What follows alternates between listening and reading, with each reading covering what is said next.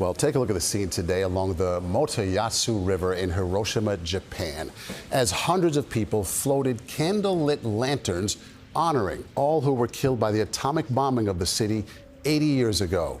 The lanterns typically carry messages of peace. Anna Coren visited Hiroshima and spoke with survivors who are hoping to ensure the annihilation of nuclear warfare is not forgotten.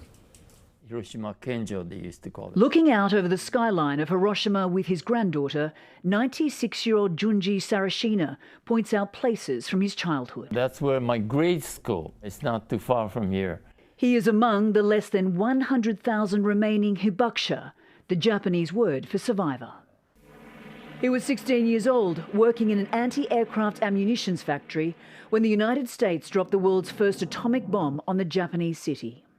A concrete wall shielded Sarashina from the blast, but when he emerged from the rubble, an apocalyptic scene awaited. That's when I saw 1,000, 2,000 of people quietly just moving and crossing and approaching you. They're all wounded, burned, and no clothes, no hair, and no shoes, just moving, trying to escape this fire. 140,000 people would die in Hiroshima that year. 3 days later, the US dropped a second atomic bomb, this time over Nagasaki, killing another 70,000 people.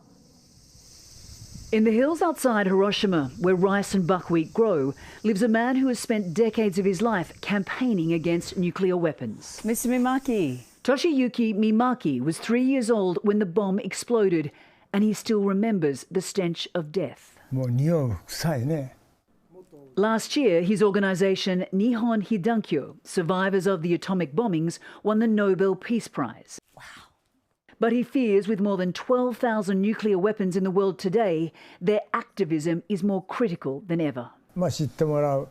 I want people all over the world to know that nuclear weapons and humanity cannot coexist.